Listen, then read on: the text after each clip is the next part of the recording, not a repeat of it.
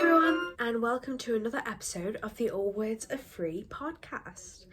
So, today we're going to be talking about childhood and children as a demographic as a whole, and we're going to delve into what should be expected of children, the rights of children, whether children are so-called pseudo people, whether they're almost adults in waiting, they're people in waiting, or whether they're autonomous beings and they're their own sort of people besides. They don't have to be adults to have meaning per se.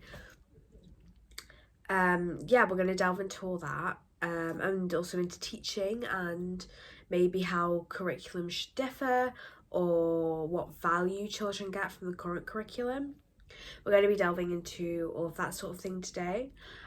Today might be a little bit of a quicker episode, but we're kind of eggshells a little bit today because it's my first episode where I haven't got everything like fully scripted. I've got my notes, extensive notes, but it's not like fully like through and through word for word.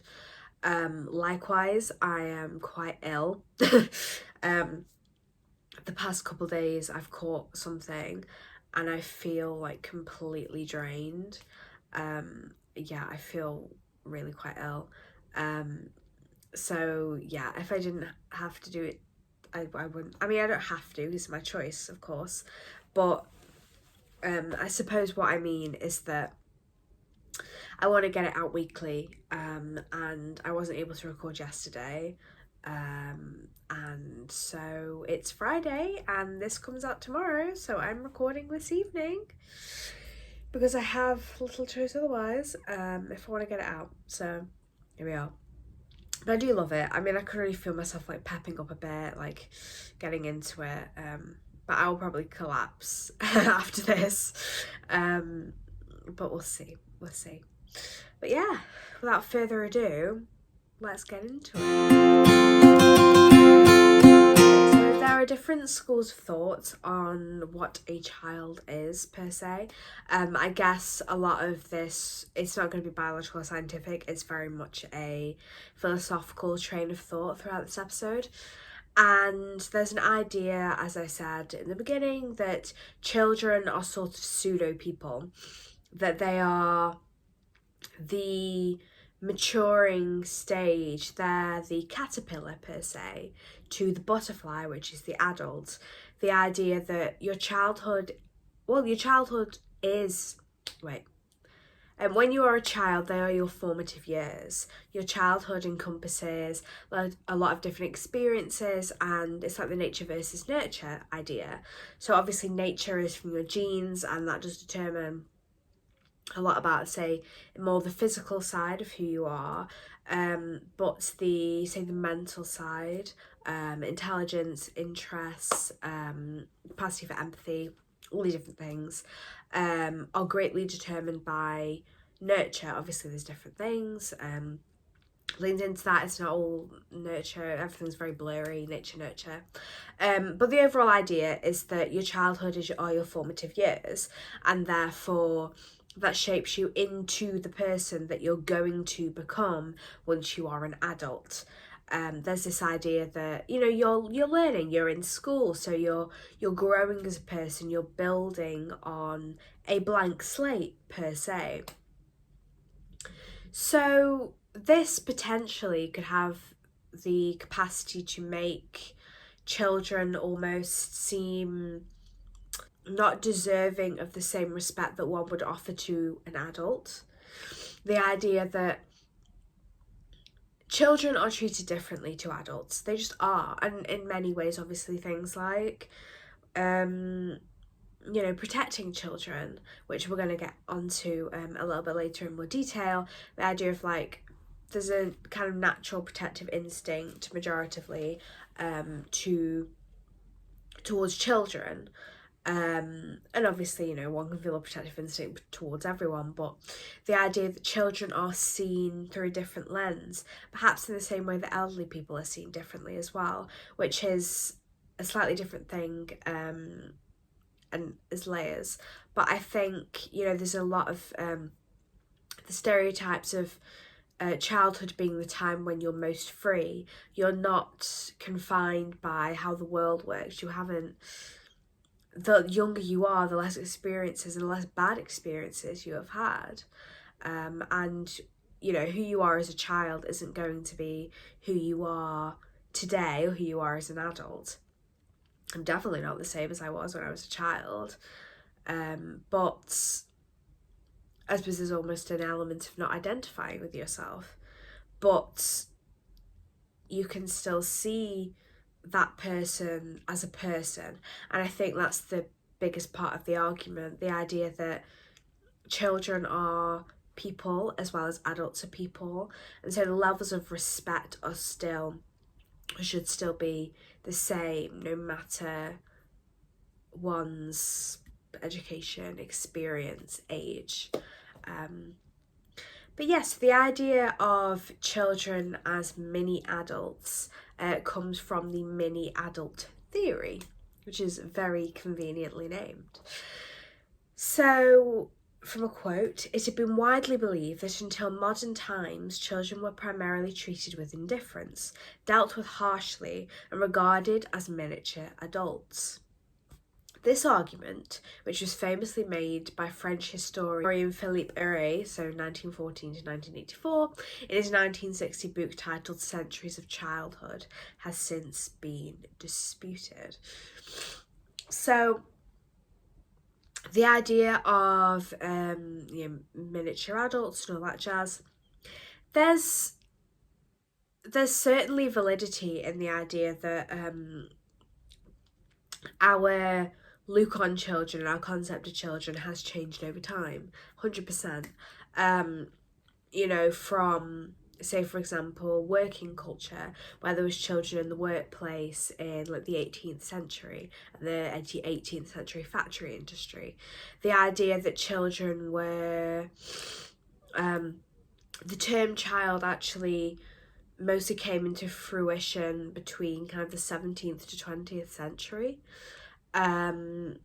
So its current meaning is fairly modern considering the vast array of time, or human time, I suppose.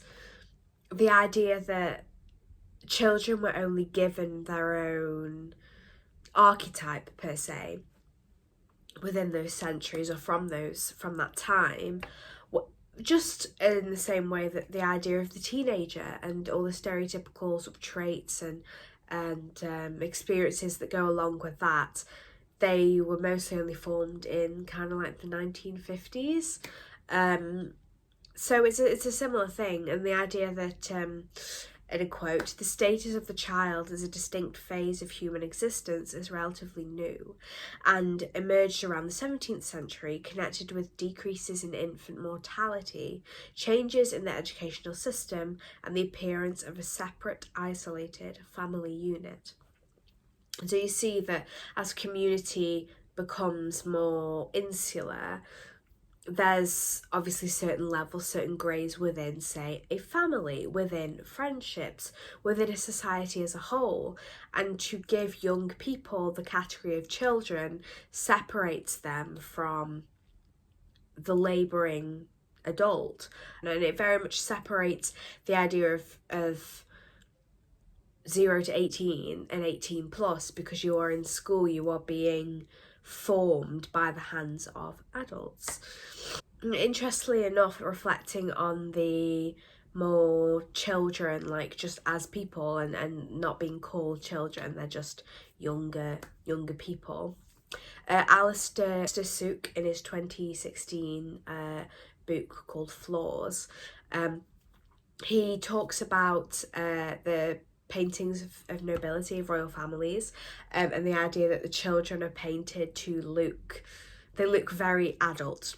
You know, if you're going to an art gallery and you see paintings of, say, the baby Jesus or Christ as a baby, there's some paintings that depict him very, like, the face looks too old. The face looks old, whereas obviously the body is a baby. And this actually comes from the idea of the younger people, the babies, the children, the infants, them sort of depicting what they will become, or what their parents aspire them to become, aspire them to be, rather than what they actually are in their current state, which is interesting. But it also reflects on that idea of formation, of creating a person, of somebody becoming something, of the child themselves not being the worthiest form of that individual, almost. So this links into the idea of Locke, his idea that children come into the world a blank slate, that infants are not inherently good or evil, which obviously goes against like classical sort of religion, but the idea that the child's personality develops over childhood, their worth, all of these things, society, people around them, sensitive to new experiences, and that children are then moulded by the adults around them. But due to this almost vulnerability of children, or the idea that they are mouldable, also makes them vulnerable. And this is something we're going to come into about the idea of protecting children and also the rights of children, which are discernibly different. They're not different from the rights of adults in the way of like inherent rights, but there's an extra layer of protection there because children are less able to reinforce their own rights. So now we're just going to have a quick little chat about the idealization of childhood. So, you know, a lot of people look back on their childhood with this sort of rose-tinted, through this rose-tinted lens, or rose-tinted glasses, and they see children as free, as not having to have the worries that adults do of a working life. Now, of course, this is variable, and whenever people reflect on this sort of rose-tinted version of childhood, it's always one may think of themselves as very young, or they see very young children in this way. And I think obviously the idea of, or the label of child, goes from the age of like 0, like birth, to 18, and the experience and the growth and the concerns of somebody who is 2 is very different to that of somebody who is 17, and so the label of child is quite all-encompassing, very generic as well. So there's a lot of complexity to it. But I know that, I've definitely looked back on when I was about 3 or 4, you see pictures of you when you were like 10 or like, and I don't know, it just seems you seem very at peace. And I think there's also, like I had my worst sort of mental health period per se, around the ages of like 14 to 18. And you look back, or one may look back on themselves younger than that, for me younger than 14, and see that somebody who hasn't had to experience that yet, somebody who hasn't been through that yet, somebody who's, I don't know, it's like it's all coming, but also I don't know, I think you look back on your childhood self with a lot of compassion, and I would hope that one would look back on their childhood self with a lot of compassion. And in that way, it's that idea of treating, caring for your inner child, and again, that's the idea of protecting children and caring for children, perhaps more so than you would for an adult, in that position, in a given position. But yeah, I guess I look back on myself and I feel very sad for the girl that I see in the pictures, actually. I think it's really sad to know that, like, she was gonna go through some stuff, but it does make you also think, if only we could just be so carefree almost forever because things are looked after for you. This is not the case for everybody, of course. There's a vast array of different experiences in childhood, different situations. But yes, it was really interesting. I did a lot of like different reading for this episode. And there are a couple of quotes from the Teacher Tom blog, which I loved. But yeah, there's an interesting quote. It says, children, like all the rest of us humans, are a mixed bag, prone to the same flaws and weaknesses, even as we tend to place them on a pedestal. When we idealise childhood, when we persist in the cult of cute, we minimise their experience or elevate them onto these pedestals. We objectify them in a way that serves our needs at their expense. They are not better or worse than us. They are us. And I thought this was really an interesting perspective. And I agree. I think that obviously children need guidance, but everyone still needs guidance in particular ways.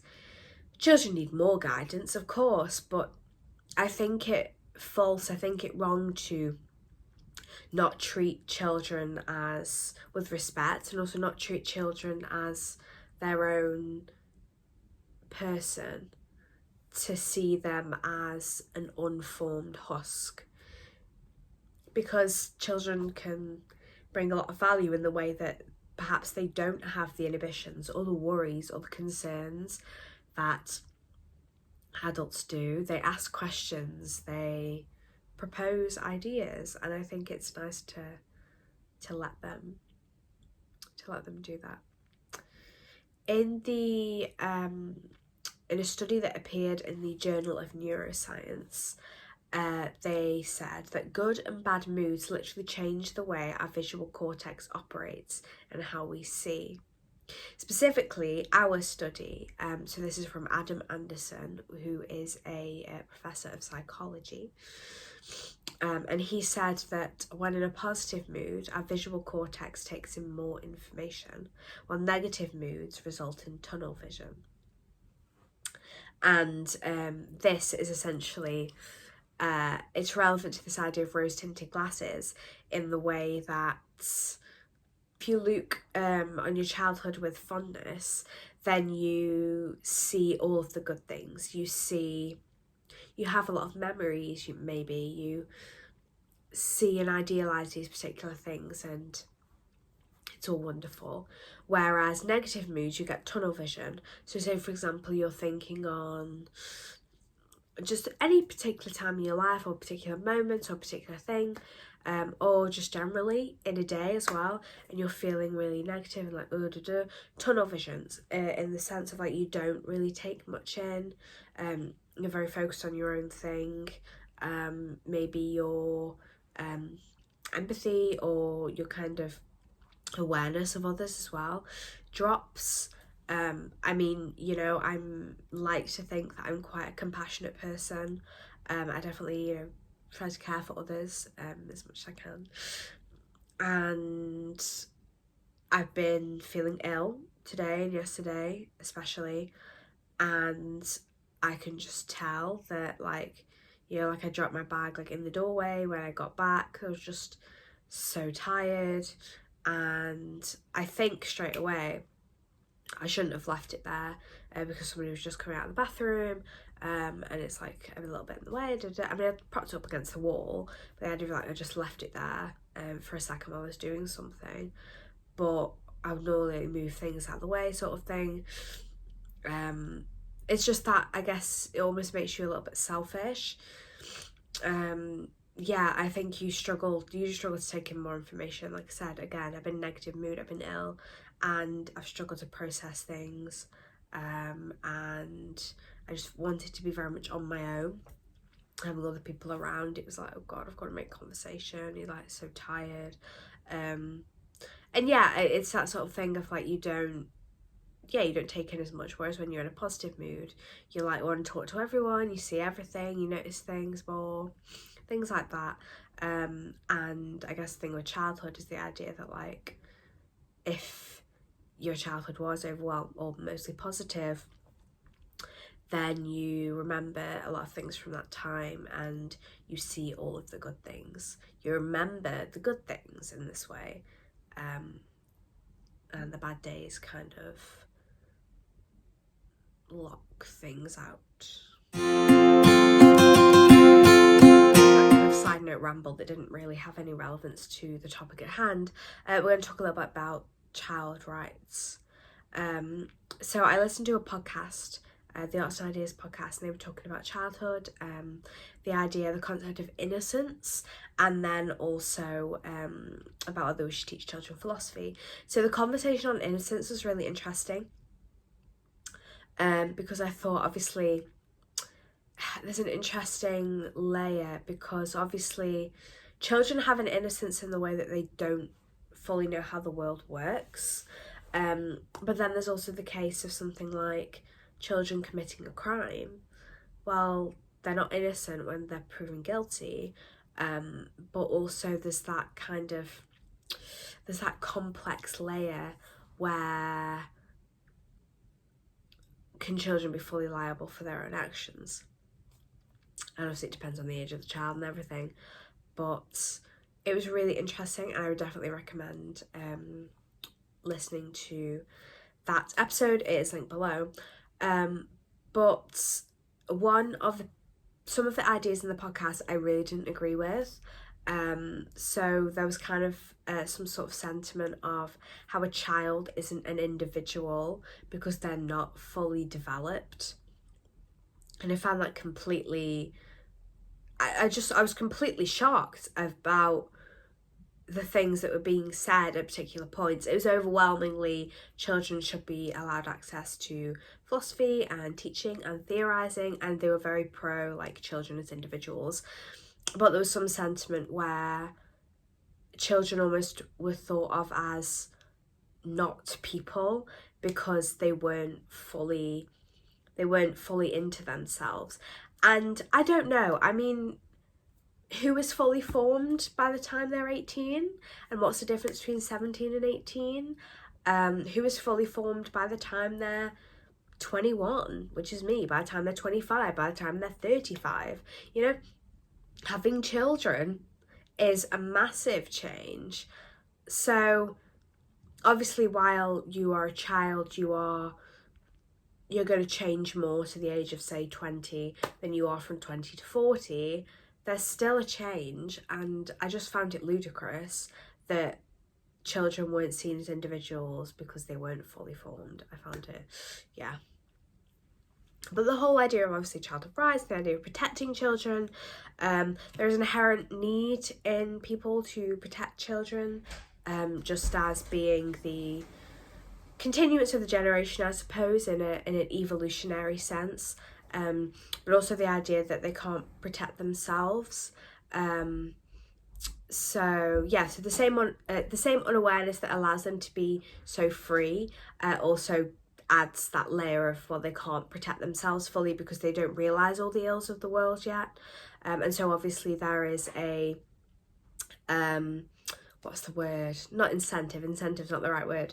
But there's a need for then people to step in and adults to become the protectors of children. Obviously the primary role is with the parent, but when that can't be or isn't always the case, there are hopefully adults around a child to help protect their rights, because children as individuals have rights, of course.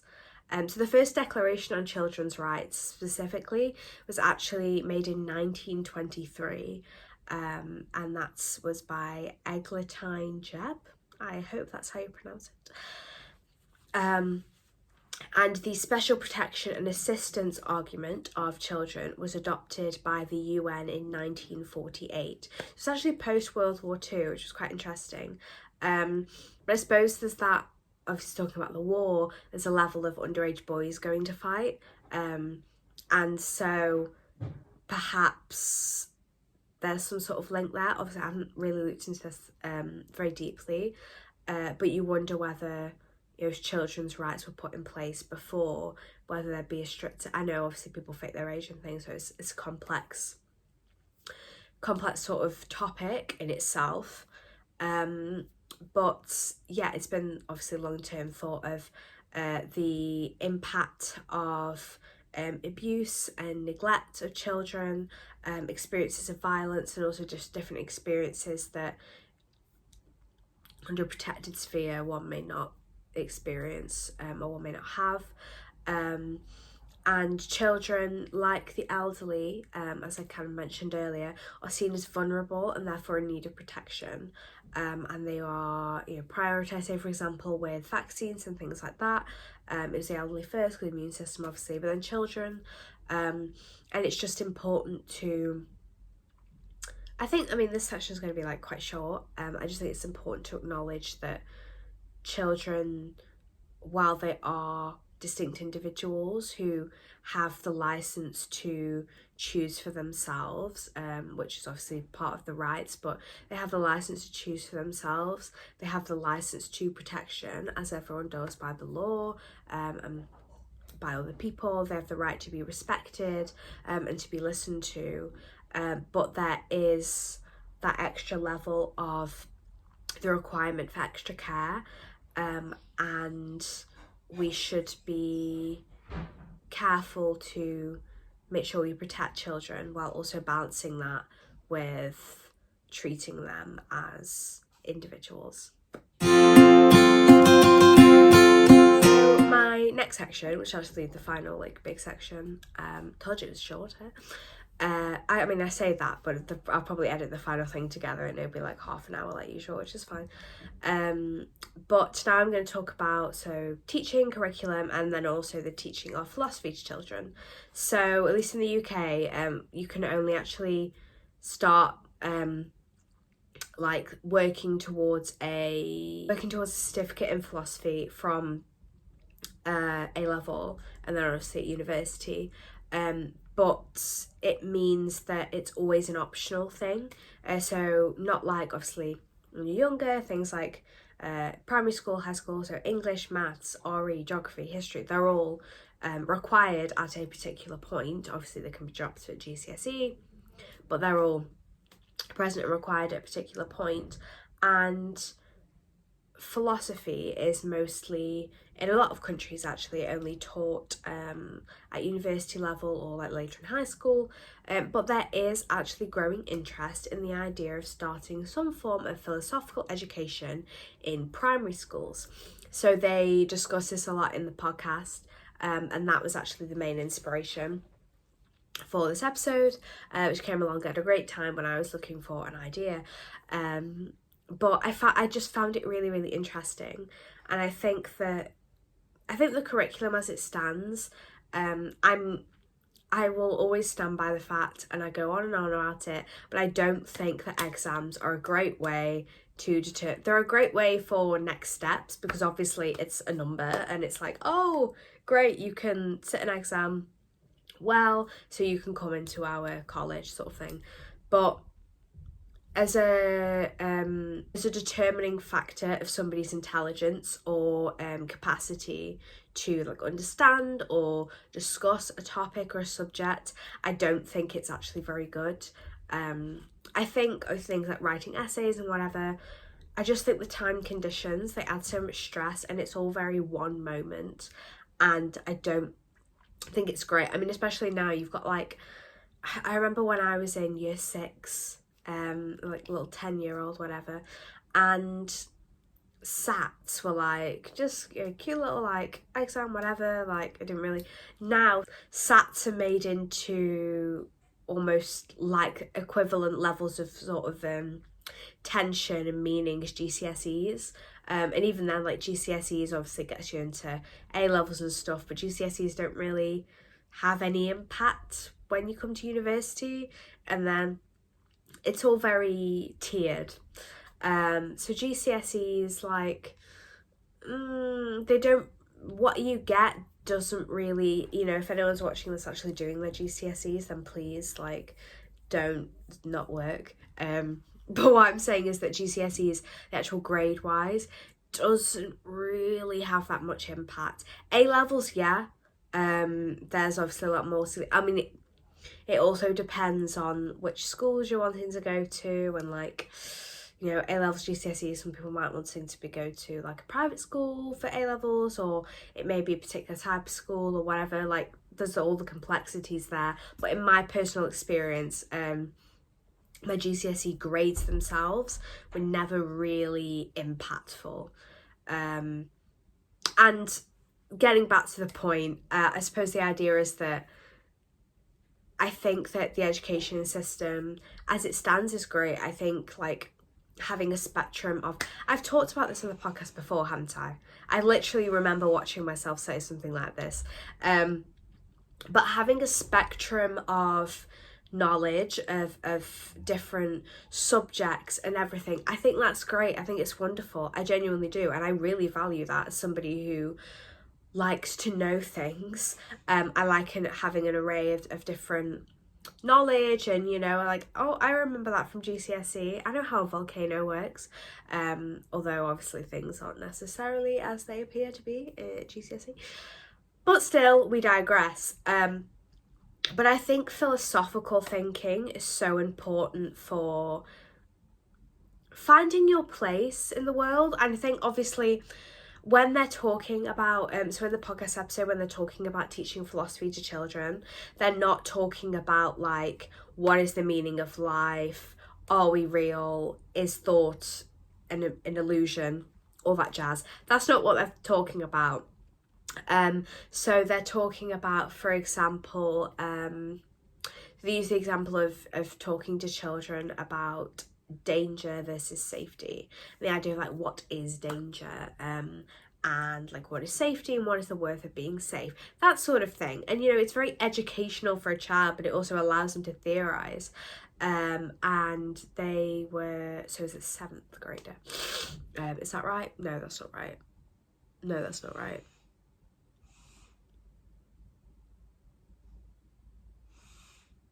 Yeah, so they were talking about like safety versus danger, and one of the children, like the teacher showed them a pair of scissors, and they were saying like, is this dangerous or is this safe? And most of the children said dangerous, and then one of the children like had a pair of scissors, and they didn't have a pair of scissors, but they said, well, they could be safe if I hand them to you like this, and there's like the hand around the blade sort of thing, and then handing them to somebody with the handle facing them, because obviously you don't want to point the end of the scissors at somebody, which I was always taught, and it's stuck in my head, and my dad saying like, don't point the blade at anyone, and yet I see so many people like pointing the blade at people, and I don't point the blade at them. Like, were you not taught? Well, no. But I think it's really interesting because it allows the child to kind of make the decision for themselves. It's not a rule of being like, you must do this. It's oh, well, wouldn't it be safer if I did it like this? Or like, oh, I think it's safer if I did it like this. And of course that child may have been taught that, but the idea is that it allows them to think and discuss. And I think that's so worthy. And I think that there's a misconception that children's thoughts are unworthy or they're meaningless because they come from somebody inexperienced. And I think that's completely ignorant. I think that children can come up with perhaps the most wonderful ideas because they don't have the inhibitions that adults do. Maybe they're freer, they ask the questions. And I think teaching children philosophy in a certain form, which obviously doesn't have a clear-cut definition, so you know, teaching philosophy, there's a lot of space for interpretation and what the teacher thinks. And I think if it's coming from a good place and a place of nurture and a place of brewing conversation, I think that's wonderful. It allows children to develop conversational skills as well as critical thinking skills, analytical skills, and social skills as well, because you're talking to others about these complex and interesting and unanswerable ideas on a certain level. And yeah, so they were talking about, I got this from a particular source, talking about different philosophical questions. And Luca, who is a 7th grader, so this is American, says that his favourite philosophical question is, what is a paradox? And this is what he says. The paradox can be something that goes on forever. It's like infinity. Infinity is like a confusing thing that humans can't really wrap their heads around. Yes, we can understand that infinity means never ending, but you can't imagine infinity. A paradox has no answer because it is infinite. We can't answer it because we can only try to understand it. And you're telling me that children aren't thinking individuals, that children don't have worthy thoughts? I think that's silly. A child said that. You could have an adult saying that, and it's just, yeah, I think it's a shame that children are perhaps not allowed to share some of these thoughts because of some potentially confines of just what society expects of them, but also of the education system itself.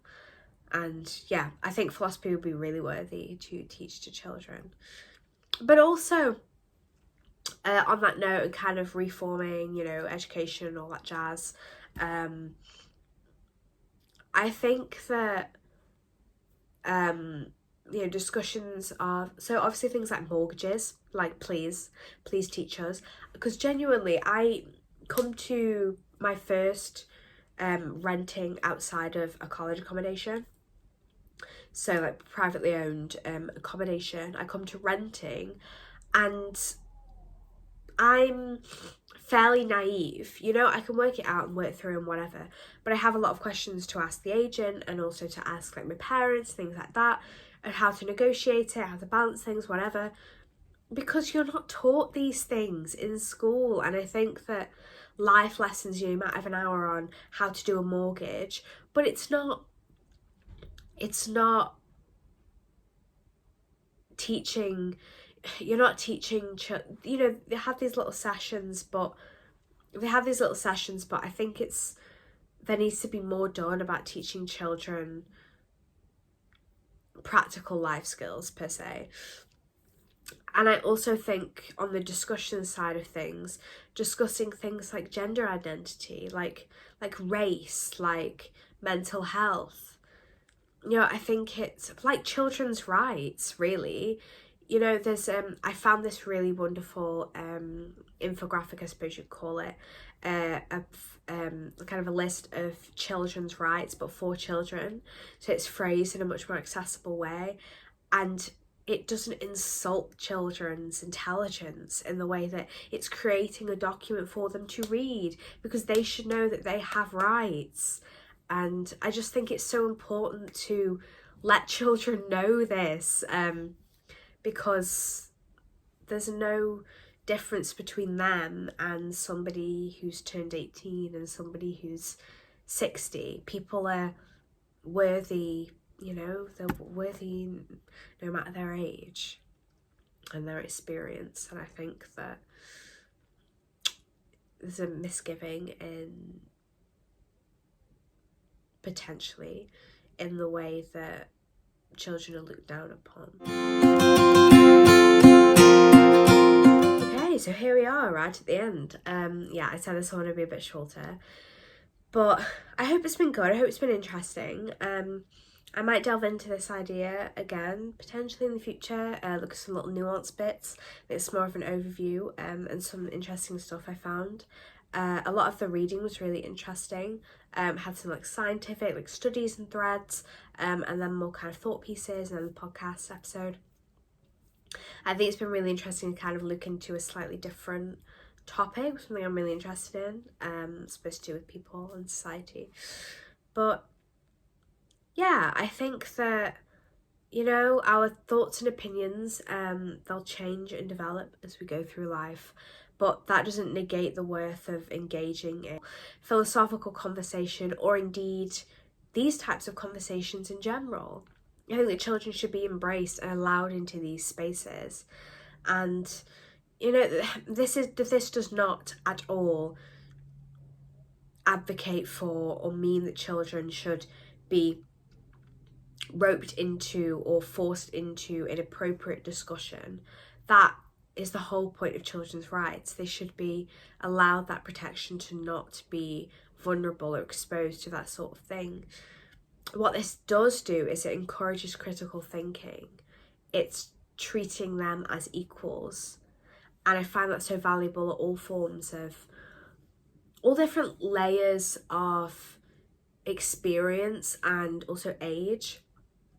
I think that, you know, whether we're talking in a relationship, whether we're talking with parents, or whether we're talking with teachers and lecturers, you know, it's about treating people with respect and treating people as, whether, you know, if it's not equals in the sense of you know, experience or actual grades. So, you know, say for example, like